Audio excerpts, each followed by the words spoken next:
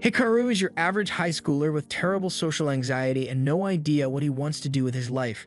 He wakes up early one morning and after dragging himself out of bed, he heads to the train station and gets on the first train headed to his school, but there's something that has been bothering him for a while now. Last night, while he was riding his bike, he saw a mysterious orange light in the sky and heard a voice calling out to him, so he's trying to figure out what it could have been, but he hasn't found any information yet. As he is scrolling, he notices a pregnant woman standing in front of him, as well as two old ladies silently judging him for not giving his seat up to the pregnant woman. He feels like it'd be the right thing to do, so he gets up and is about to offer the pregnant woman his seat, but then he hears a couple of guys in the background making fun of him for being a goody two-shoes. But it turns out that he was just being paranoid and the two guys were talking about someone else.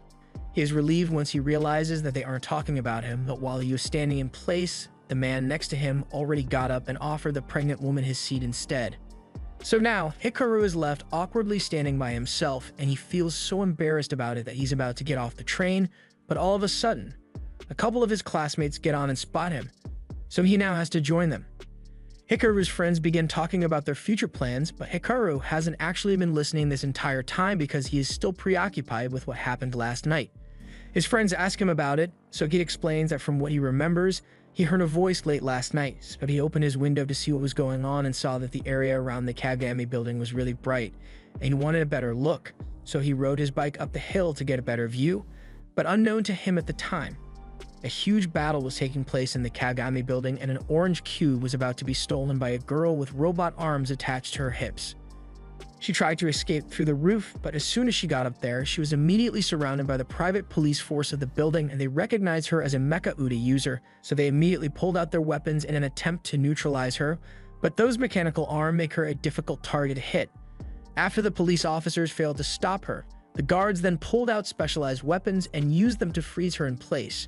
The boss then comes out and pulls out a mechanical creature of his own, but this one has been experimented on to make it a more efficient tool. The girl's mechanical arms are outraged by what the man did to one of their kind, but the man shows no remorse as he takes the cube back so he can use it in one of his future experiments. The girl refuses to let that happen. So with the help of the arms, Sinus and Dex, she breaks free from the trap and attacks the weapons developer. In the process of the fight, the girl manages to get the cube from the weapons developer, but because the containment tube was damaged, it ends up getting launched several hundred meters into the air. That was when Hikaru saw an explosion come from the building and he even took a video of it. But for some reason, nothing out of the ordinary was recorded. He also recalls seeing a glowing cube land somewhere near the building, but once again, none of that showed up on his recording.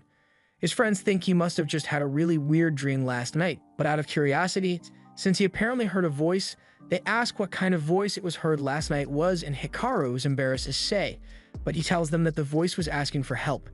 His friends joke that it may have been a ghost, but Hikaru knows what he heard, and coincidentally he hears that same voice again.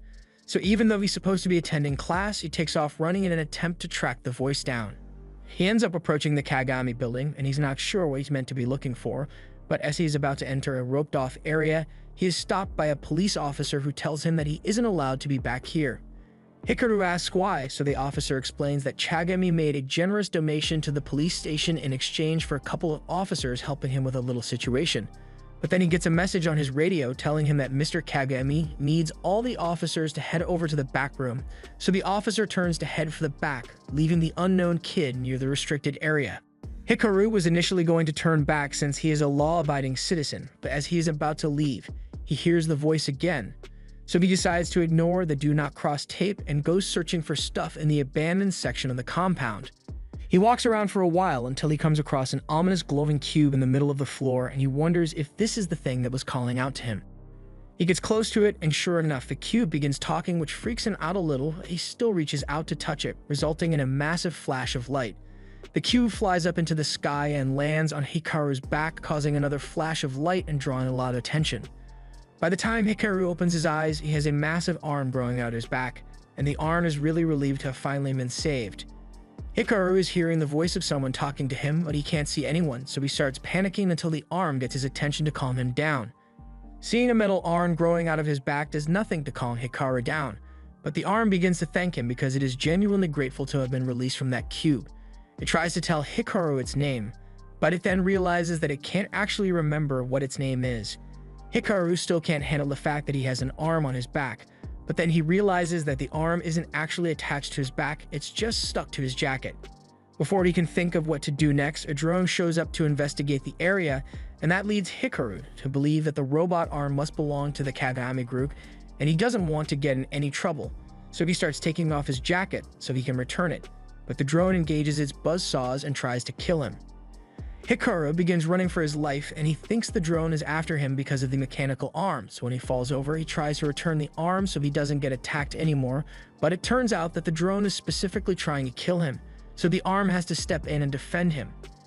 Hikaru is traumatized from the near-death experience, and he has no idea what the murder drone would be targeting him instead of the arm, but the arm tells him that they don't have any time to relax because even more drones are on their way, and the only way he is going to make it out of here alive is if they work together. Meanwhile, at the Kagami headquarters, the president has just been informed that the drones have located the missing trigger arm, but it seems to be in the possession of a random kid. One of the higher-ups asks if the boy is affiliated with the ARMS organization, but according to their background check, he really is just a random kid that happened to find it, so the higher-up orders a 2-kilometer perimeter to be formed so he can't escape, and for all available forces to be focused on capturing the trigger arm. He doesn't really care what happens to the kid though. At the same time, Hikaru and the arm have evaded detection by the drones, and while Hikaru is grateful to be safe, he still wants an explanation as to what the arm is and why he is being hunted because of it. The arm unfortunately doesn't remember anything, so it can't answer Hikaru's questions, but something it does know is that Hikaru is a kind person for saving it. Normally, the arm wouldn't be able to move at all without Arbitrium, but with Hikaru, it's got buttery smooth joints. Hikaru congratulates it on its freedom, but he's not going to be getting involved anymore and opts to leave the arm behind, along with his jacket. It should be fine since the arm can move on its own, but the arm begs him not to go and tries warning him that it isn't safe out there.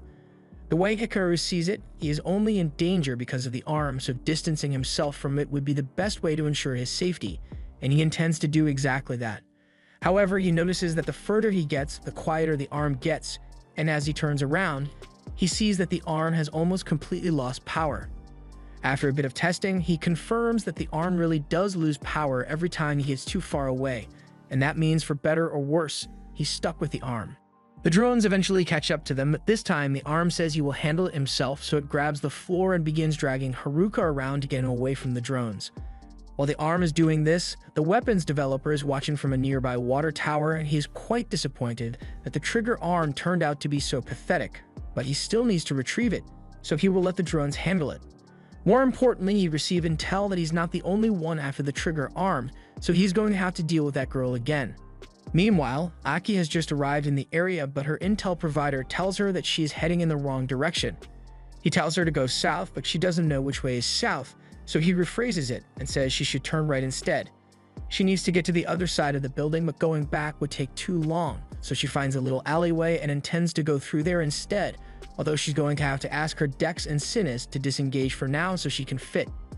On the other side of the wall, Hikaru is running out of steam from being chased for so long, and while the arm's running was definitely faster, it drained a lot of Hikaru's energy, so he can't keep going much longer. All of a sudden, he gets grabbed by Aki and is thrown to the floor while she deals with drones. She then turns to the two, calling the arm Alma and threatening to kill both of them if they move. Dex reminds her that her job is to protect them, not kill them, but before Dex can properly explain things to Hikaru, the weapons developer shows up and he's still holding a grudge against Aki for stealing Alma from him, so he's going to make her pay. While the two are distracted arguing with one another, Hikaru notices an alleyway behind him, so he makes a run for it. Aki notices him shimmying away, but she is too wide to go after him with her mecha Yude, so she's stuck dealing with the weapons developer on this side of the wall. On the other side, Hikaru makes it out and starts running again. He is really starting to regret making the decision to come here. The arm sees how much Hikaru is struggling, so it tells him to stop and leave him behind. Those guys that are chasing them are only after Alma, so if Hikaru leaves him behind, they should be able to escape unharmed. Even if Alma is right, Hikaru knows Alma can't move without him, so he is hesitant to abandon him. Aki has just defeated the weapons developer and she's caught up to them, so she once again threatens to hurt them if they don't comply with her demands. Alma tells her to wait and says he will listen to her demands as long as she lets Hikaru go, but Hikaru says he's not going anywhere. He may regret the decision, but he is choosing to stick by Alma's side, and since he looks like he's going to resist, Aki prepares to beat him into submission. Hikaru isn't confident in his ability to win, but Alma assures him that together they can take Aki down. He just needs to step forward and let him handle the rest. Hikaru doesn't know how this is going to end, but he decides to trust Alma and charges straight towards Aki. Aki was prepared to defend herself at first, but when Alma kept into the air and transformed, it knocked the wind straight out of her lungs, leaving her gasping for air on the ground. Hikaru and Alma take the opportunity to flee, and a few hours later, when the coast is clear, they come out of hiding and run away. Meanwhile, Aki returns to base and reports her failure to capture Alma. She couldn't have predicted that the kid would be capable of utilizing Alma's power, but even if he got away for now, there's no doubt that Kagami's group will track him down soon enough, so they have to act quickly and find him first. The next day, Hikaru ends up taking Alma to school with him since he has nowhere to keep him, but he's trying to keep a low profile so those people who are after him won't be able to find him. However, as he gets to his class, he is horrified to discover that Aki is transferring into his class and she doesn't look happy. This was the end of episode 1. Subscribe to not miss the next part.